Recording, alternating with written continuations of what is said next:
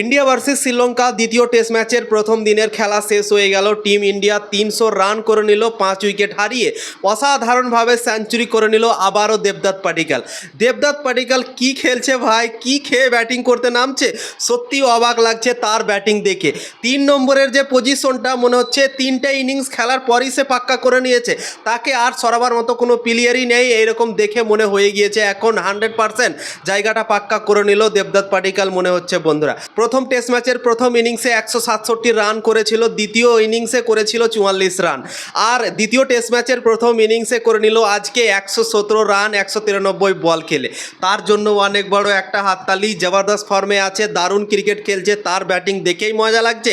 মনে হচ্ছে কি একে আউট করা খুবই কঠিন, এর রান করা মনে হচ্ছে কোনো বড় ব্যাপারই না, যখনই আসবে তখনই রান করে নেবে। রান মেশিন মনে হচ্ছে দেখে ভাই দেবদত্ত পাডিক্কালকে যেভাবে খেলছে, সত্যি তার ব্যাটিং দেখে আমরা অনেকটা এনজয় পাচ্ছি টেস্ট ক্রিকেটে এবং অনেক ভালো লাগছে বন্ধুরা। তো দেবদত্ত পাডিক্কাল 117 রান করলো, জবরদস্ত খেললো ভারতের দল, তাই জন্যই 300 রান করলো 5 উইকেট হারিয়ে। এসএসবি জয়সওয়াল 45 রান করেছে, কিন্তু এসএসবি জয়সওয়ালের সাথে অনেক বড় একটা কন্ট্রোভার্সিও আজকে হয়ে গিয়েছে। শ্রীলঙ্কার বোলার আসিতা ফার্নান্ডো এবং এসএসবি জয়সওয়ালের মধ্যে ঝামেলা হয়ে গিয়েছিল। এসএসবি জয়সওয়াল 45 রানে ব্যাটিং করছিল, তারপর আসিতা ফার্নান্ডো তাকে আউট করে দিয়েছিল, বোল্ড করে দিয়েছিল, এবং এসএসবি জয়সওয়াল যখন যাচ্ছিল প্যাভিলিয়নে তখন আসিতা ফার্নান্ডো কিছু একটা বলেছিল তাকে, এবং এসএসবি জয়সওয়াল অনেকটা রেগে গিয়ে তার দিকে এগিয়ে গিয়েছিল, চোখে চোখ মিলিয়ে এভাবে ধাক্কাও দিয়ে দিয়েছিল মাথায় মাথায় বন্ধুরা। তো এইরকম হয়েছে আজকে এসএসবি জয়সওয়াল ও আসিতা ফার্নান্ডোর মধ্যে।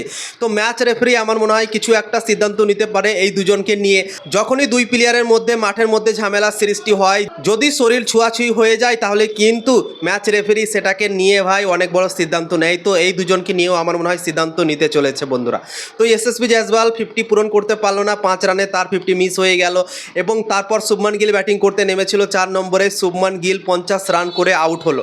শুভমান গিলের কাছে অনেক বড় সুযোগ ছিল আজকে বড় একটা ইনিংস খেলা, সেঞ্চুরি ইনিংস খেলা, কিন্তু শুভমান গিল একটা লুজ শট মেরে আউট হয়ে গিয়েছে আজকে। লাহিরু কুমারা পেস বলার বল করছিল, স্লিপে একটাও ফিল্ডার ছিল না। শুভমান গিল ভেবেছিল কি আমি হালকা করে একটু টাচ দিয়ে 4 বের করে নেবো সেখান থেকে, কিন্তু হালকা টাচ করতে গিয়ে খুব হালকাই টাচ হয় এবং উইকেট কিপারের হাতে বলটা চলে যায়, এবং শুভমান গিল 4 মারতে গিয়ে একটা লুজ শট খেলে আউট হয় বন্ধুরা। তো শুভমান গিল অনেকটা হতাশ ছিল আউট হওয়ার পর। তারপর ব্যাটিং করতে নেমেছিল ঋষভ পান্ট, ঋষভ পান্টকে আবার চোট লেগে গিয়েছে বন্ধুরা।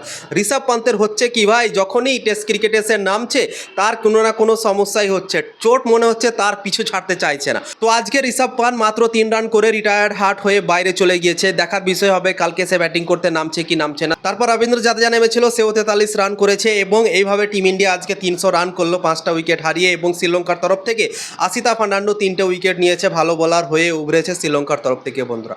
তো আজকের এই দিনটা টিম ইন্ডিয়ার জন্য কেমন লাগলো অবশ্যই কমেন্ট করে তোমরা জানাতে পারো।